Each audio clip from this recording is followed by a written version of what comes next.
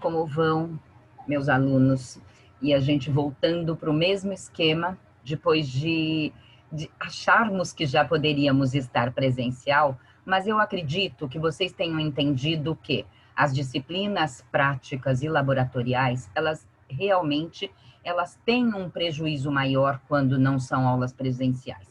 Mas uma aula teórica, da forma como a gente desenvolvia com vocês, eu não vejo prejuízo nenhum. É apenas se vocês conseguirem entender que, seguindo comigo o texto, seguindo comigo as propostas de leituras complementares, de atividades complementares, vocês vão, com certeza, aprender, assimilar, entender totalmente o conteúdo que eu preciso passar para vocês. Nós desenvolvemos com vocês, no primeiro semestre, as funções do sistema estomatognático, funções normais, lembrando a vocês, por quê? Porque existe uma relação muito grande da odontologia com outras áreas que também trabalham com as funções estomatognáticas. Vocês trabalham no órgão boca, que executa funções muito importantes, funções intimamente ligadas a uma possibilidade de uma mastigação correta, funções intimamente ligadas à possibilidade de uma respiração correta. E os elementos dentários que são parte daquilo que vocês trabalham, não é absolutamente só isso, os elementos dentários fazem parte desse conjunto, desse órgão importante, desse órgão boca, que vai executar funções importantíssimas, algumas vitais. A gente falou da função respiratória e do seu desvio, que seria a respiração oral, da função mastigatória, da importância da função mastigatória e dos seus desvios. Nós falamos da função de sucção, que também é executada pelo órgão boca, e dos seus desvios. E isso, quando um paciente de vocês apresentou ou ainda apresenta uma disfunção, seja respiratória, mastigatória, de sucção ou de deglutição, ele pode interferir e muito na conduta que vocês tenham que ter na clínica odontológica, no sucesso que vocês têm que ter ao término dos tratamentos odontológicos. Então, por isso que eu desenvolvo com vocês parte da multidisciplinaridade ligada ao paciente da clínica odontológica. Aí vamos falar então de um dos desvios mastigatórios, que eu mostrei para vocês que a mastigação ela é importantíssima para crescimento e desenvolvimento dos arcos dentários, para o crescimento, se é dos arcos dentários, para o crescimento facial. Então a gente vai falar hoje bastante de um dos desvios da função mastigatória, que interfere bastante. Então, vamos lá. Onicofagia. Vocês sabem o que é onicofagia? Popularmente chamado de roer unhas. Por que ele é um hábito ou um vício, até que alguns autores colocam, muito perigoso? E como a gente vai conseguir mostrar para o paciente a necessidade dele parar, dele interromper esse vício? Roer unhas é uma necessidade, às vezes até neurológica, de mastigar fora de padrões mastigatórios corretos, que seria para alimentação, para nutrição. Todas são então chamados de hábitos parafuncionais, que eles não têm a função básica da mastigação, que seria o quê? A nutrição. Lembra que a gente falou em sistema digestório, quem teve comigo fisiologia humana, que a digestão do nosso alimento já se dá na boca, que é a digestão mecânica. E os dentes são fatores importantíssimos para esse desenvolvimento dessa digestão, para esse início de digestão correta, tá? Então, os elementos dentários são importantes, mas eles podem até sofrer prejuízo por conta deste hábito que muitos autores colocam como vício, que seria o hábito de roer as unhas. É um hábito, muitas vezes, ligado, o que eu mais acredito e mais aceito, a estresse. Pode causar diversos problemas, infecções, infecções sérias, e a gente vai ver ao longo deste texto que eu montei para vocês, e depois vou colocar como um texto de uma atividade avaliativa, eu vou colocar um artigo científico de onicofagia, bem pequeno, que eu gostaria, assim, que vocês complementassem a nossa aula com essa leitura, tá? Infecções, às vezes até a perda da unha. E o artigo que eu coloquei não é só a perda da unha, a perda de parte do osso da falange distal, tá? Então, vocês vão ver o quanto isso é severo e como isso vai acontecer no artigo, vai estar colocando bem para vocês dessa severidade quando este hábito chega a formar, a levar a uma infecção de ponta de dedo. Pode perder a unha e pode perder tecido, tanto ósseo como epitelial, e o tecido de sustentação da unha à pele, tá? Então, a gente vai falar um pouquinho mais sobre isso, mas vamos conversar de todos os perigos e como eles começam. Então, como vocês veem, eu selecionei 3 fotozinhas de pessoas adultas roendo unha. E veja a forma como roem diferente, mas todas elas interferindo em quê? Que dá já para a gente ver. Interferindo nos arcos dentários, em alguns elementos dentários, principalmente individuais. Mas, se você projeta, como a primeira foto, você vê a projeção para fazer esse ato de roer as unhas ou de comer as unhas, como muita gente come mesmo e não só rói, vocês vejam a situação que pode provocar, tanto nos dedos, na ponta dos dedos, como nos arcos dentários e principalmente nos dentes individualmente. E lembrando que pôr a mão à boca é levar o quê? Sujeira. Pôr a mão à boca é levar infecção, é levar virose, que hoje a gente está falando tanto, né, do que aconteceu na nossa vida, que eu até abri a aula dizendo estamos aqui de novo, de uma forma virtual, de uma forma remota. Por quê? Porque nós estamos vivendo um período negro, que é essa pandemia no mundo inteiro, com consequências que a gente ainda vai colher, muitas consequências desagradáveis de tudo isso, porque foi um vírus tremendamente potente e com contágio muito grande. Imaginem os pacientes com onicofagia. Imaginem os pacientes com onicofagia, por exemplo, que pegam um ônibus, que pegam um metrô, que pegam um ônibus lotado. Imagine esses pacientes que trabalham com limpeza de superfícies onde podem estar contaminadas. Aí vocês vão dizer, claro que essas pessoas não colocam a mão à boca. Quando vocês virem que isto normalmente vem como consequência de um estresse, vocês concordam que muitas vezes ele é tão automático que a pessoa não percebe que fez. E vai sim levar a mão à boca, suja mesmo, sem perceber. Quando perceber, já levou. Como surge esse hábito? Então, como eu disse para vocês, a onicofagia é um termo médico para o hábito de roer unhas. Atinge entre 20% e 30% da população. É uma prevalência muito, muito, muito alta, gente, de pessoas onicofágicas, de pessoas que roem unha. É um dos distúrbios mastigatórios, é uma das deficiências mastigatórias mais comuns que a gente vê em crianças, em jovens e em adultos. A incidência normalmente diminui após os 16 anos de idade.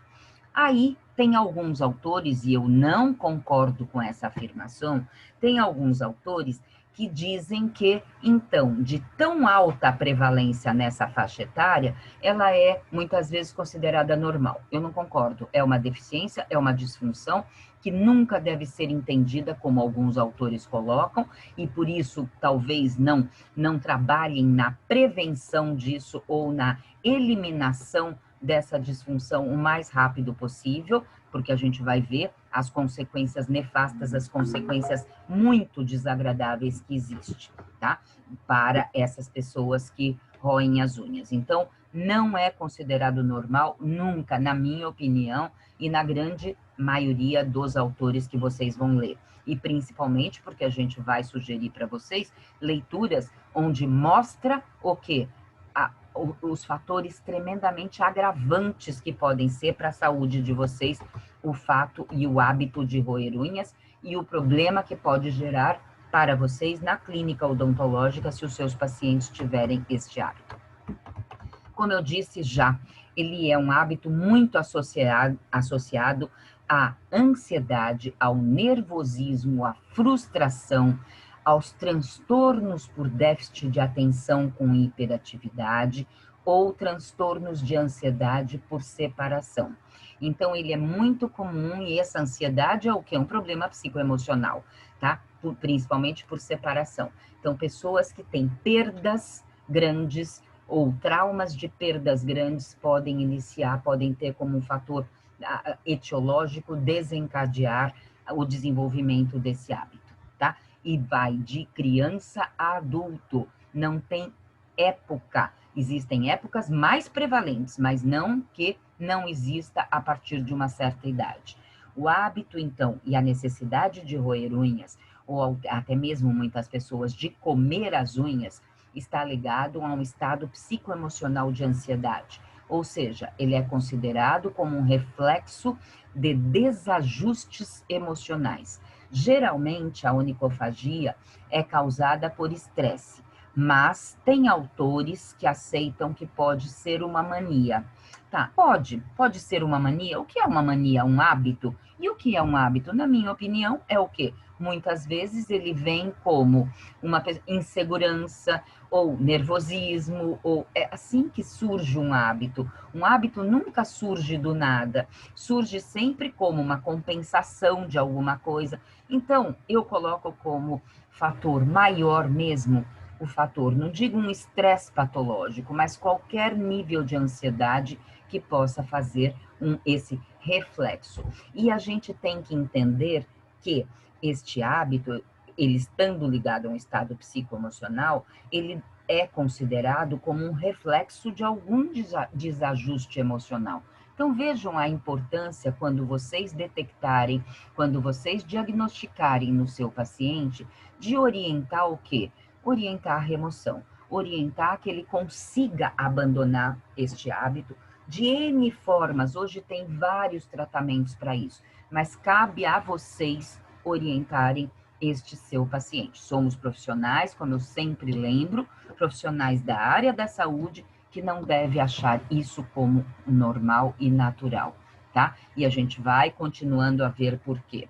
Tem autores que aceitam apenas como uma mania, alguns dizem até que é por imitação. Até uma criança pode roer porque vê os pais roendo, porque vê o irmãozinho mais velho, mas depois se transforma num hábito e ele passa a ter o quê? Um círculo de uma necessidade dele ser desencadeado, muitas vezes, em momentos que essa criança passa, ou por um não, ou por uma perda, ou por um nervoso, época de prova, cobranças. Tá, ou seu jogo de futebol, seu time ganhando ou seu time perdendo, entra num estresse maior e é muito comum que adolescentes e adultos, principalmente, desencadeiem nesse momento o ato de roer as unhas, tá? Ele precisa parar de acontecer, seja ele por imitação, como alguns autores falam, seja ele por estresse, como a grande maioria fala, seja ele por frustração, por ansiedade, por déficit de atenção, seja ele por qual for o fator desencadeante, ele tem que ser eliminado. Ele tem que ser eliminado porque ele precisa parar de acontecer. Porque no começo, muitas vezes, a pessoa nem percebe que está fazendo isso. Com o tempo, afeta tanto o organismo, os dentes e outras coisas na nossa vida, que ele tem que parar de acontecer. Na maioria dos casos, a onicofagia surge na infância ou na adolescência. Lembra que eu falei que é na infância, crianças, jovens e adultos, mais entre crianças e adolescentes, menos entre os adultos. Os adultos têm um pouquinho mais de autocontrole para tudo isso, porque inclusive não é um hábito bonito. As meninas, principalmente, elas acabam com as unhas e as meninas têm essa vaidade de esmaltes diferentes, tudo isso. Então, existe, depois de uma certa idade, alguma coisa que possa ajudar ao paciente ou ao indivíduo, né, que tem o onicofágico, a controlar um pouquinho mais, tá? Ela surge, então, na infância, passa a ser automática com o tempo. Quem desenvolve esse hábito, muitas vezes nem percebe, então, o que está fazendo. Foi aquilo que eu falei hoje, do grande risco, sempre foi um risco, né? Colocar a mão à boca. Por quê? Colocar a mão à boca, você está levando sujeira. E sempre você pode estar levando fungo, bactéria, germes, etc. Alguns mais severos, outros menos severos. Mas você está, sim, levando alguma coisa para comprometer a sua saúde geral, tá? É muito comum acontecer quando o indivíduo está fazendo alguma atividade imersiva. O que seria uma atividade imersiva? É uma atividade onde você está imerso naquele assunto, imerso naquele tema, imerso naquela situação. Então, ou seja, você está distraído. Então, por exemplo, você está distraído para aquilo que você está fazendo com o corpo. Você está ligado, por exemplo, num filme, ligado numa novela, ligado numa aula, ligado numa prova, ligado num jogo de futebol, mas não ligado ao que você está fazendo com suas mãos ou com sua boca. Então, é normal aparecer esse desencadear desse ato no momento dessa atividade imersiva. 4 perigos muito grandes que acontecem ao roerem as unhas. Por exemplo, bactérias, fungos e infecções. O hábito de roer unhas machuca bastante a ponta dos dedos e principalmente a unha. E muitas vezes contaminando esta unha, esta inserção da unha sobre a pele, contaminando a ponta do dedo muitas vezes. Também, então, é um caminho aberto, às vezes fere, às vezes descama, e por essa descamação do tecido epitelial, ali pode, é uma porta aberta para, um caminho aberto para bactérias e fungos. Também a umidade. Se você leva a mão à boca para roer, fica úmida a sua pele. Vocês já ouviram falar que coisas que ficam úmidas e você, de repente, fecha, guarda, se cobre, vai dormir, rói antes de dormir, o que acontece? Formação de fungo, bolor. Não faz isso nas nossas coisas, por que não na nossa pele? Nosso cabelo também, né? Às vezes, com relação às pessoas que lavam a cabeça e dormem com o cabelo molhado, vocês já ouviram falar que isso faz mal para o couro cabeludo, dormir com essa umidade. Imagine ficar com essa umidade embaixo das unhas, o que pode causar? E aí você leva as unhas à boca, a mão à boca, e vai favorecer muito o surgimento de algumas infecções. O hábito de roer unhas pode provocar sérios problemas. Roer as unhas produz ferimentos. Produzindo ferimentos que servem de porta de entrada para vírus, como, por exemplo, o HPV, como, por exemplo, que é um causador de verrugas na pele, e ele é muito potente, ele é muito persistente. E agora a gente falando de um outro vírus absurdamente perigoso que fez o que fez no nosso mundo atual, que fez o que fez com o ano de 2020, que foi um ano que está sendo perdido para tantas coisas na nossa vida, tá? Foi através do quê? Contaminação por vias aéreas ou por via digestória. Este vírus sendo levado à boca ou ao nariz, ou coçando um olho, e quem rói unha também coça o olho, e se coça o olho e tiver fungos e bactérias na ponta, você está pondo aonde? Duto nasolacrimal, ligação de olho com a cavidade respiratória, tá? E cavidade respiratória e cavidade digestória também, através da nasofaringe e orofaringe, tá? Então, gente, vejam o que pode acontecer por conta de um simples ato de roer unha, que sempre foi considerado um simples ato e não deveria nunca ser um simples ato, ou considerado normal, como eu mostrei que tem alguns autores que vocês vão ouvir isso, tá bom? Existe um risco de perda de unha. Eu mostrei que eu passei para vocês, junto com essa aula um artigo mostrando que não é só a perda da unha, às vezes é a perda de tecido ósseo e, claro, tecido epitelial com certeza, mas tecido ósseo muito.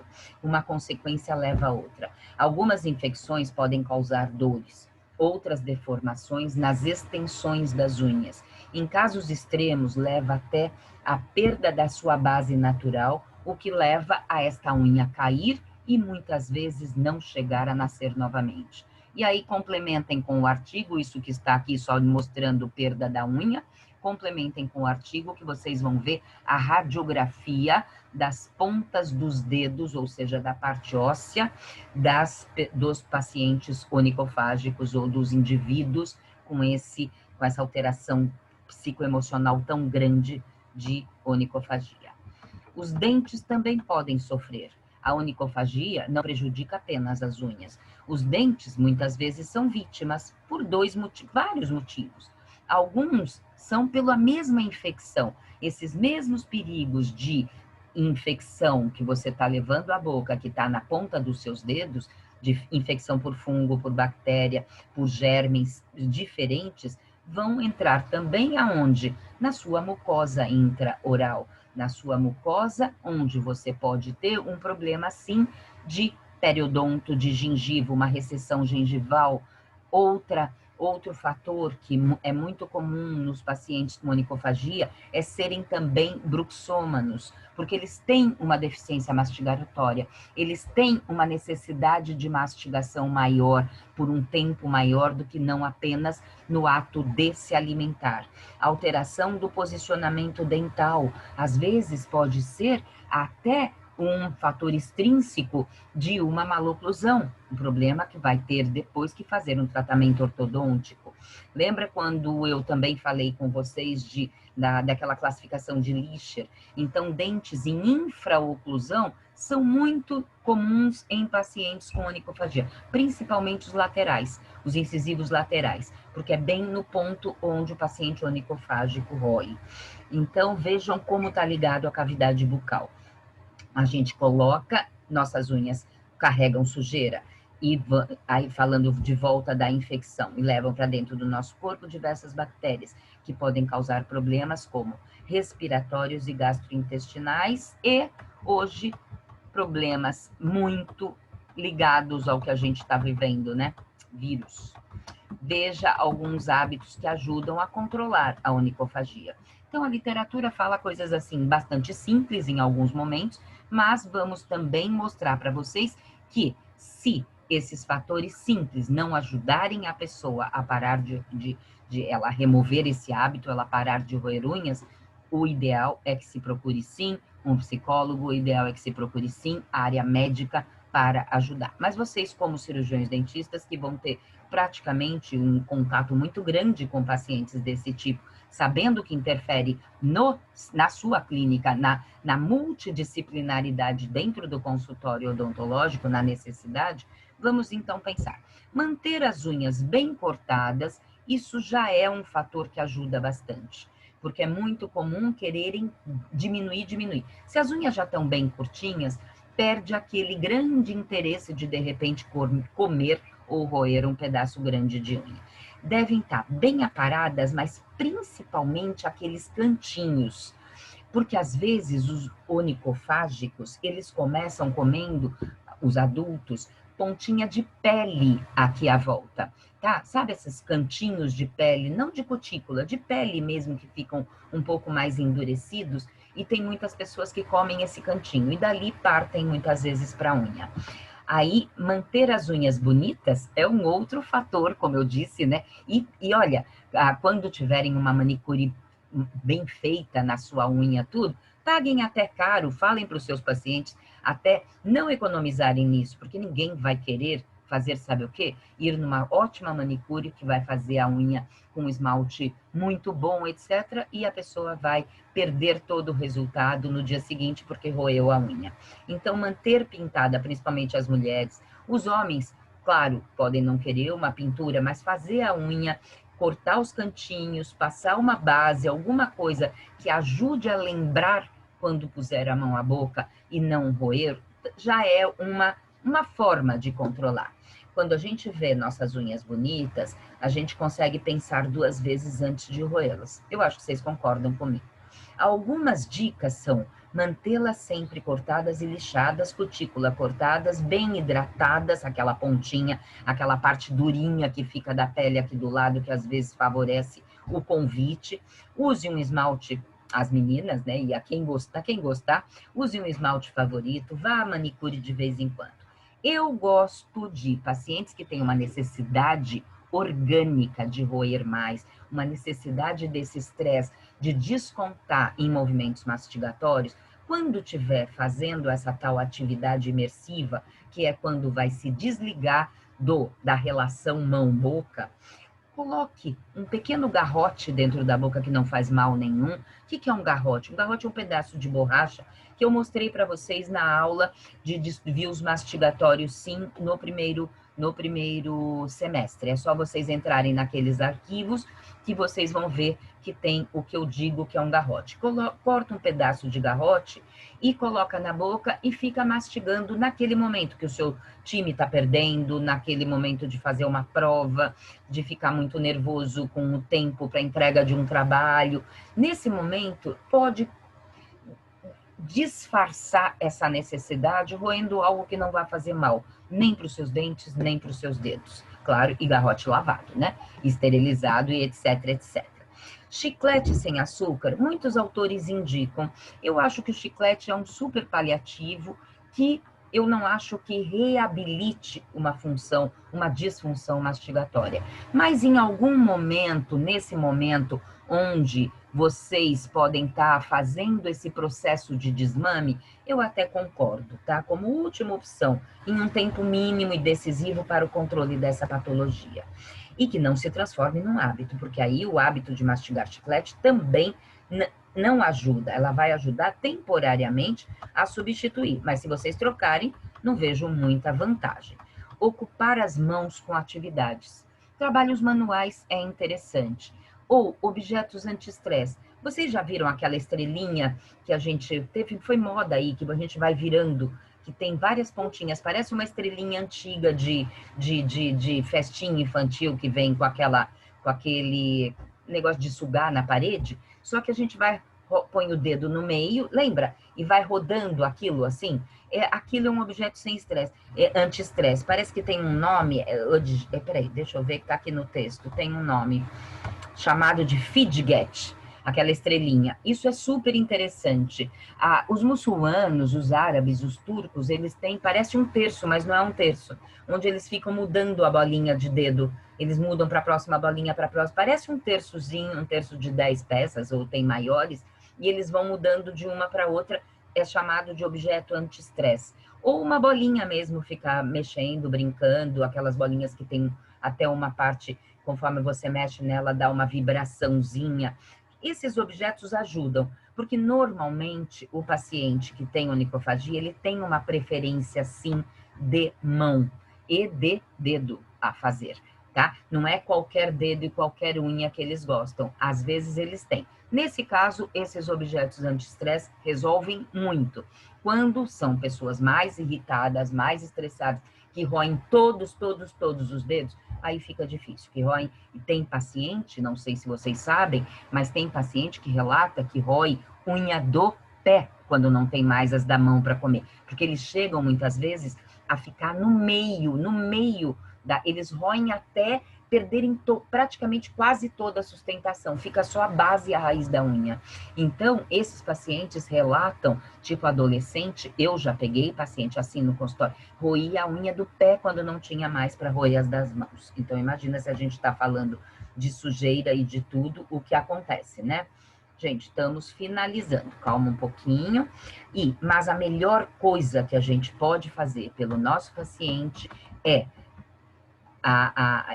encaminhar para o médico. Hoje existem vários tipos de tratamento, às vezes até medicamentoso, ansiolíticos, medicamentos anti-estresse, quando é muito evidente essa relação do estresse desencadeando tudo isso, porque é importante, porque esse problema frequente, a gente viu que independe da idade e requer precaução, muita precaução. Pode ser muito prejudicial, pois então é importante buscarmos uma forma de controlar esse vício, caso nenhuma das dicas anteriores te ajude.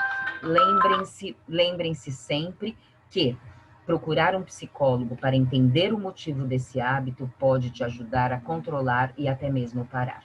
Gente, terminamos por aqui nossa aula, mas não deixem de ler esse texto que vai para vocês como um texto em PDF e o artigo que eu passei, que é onicofagia, mostrando perda de ponta de dedo por conta, não só da unha, perda de ponta de dedo por conta desse hábito, tá bom?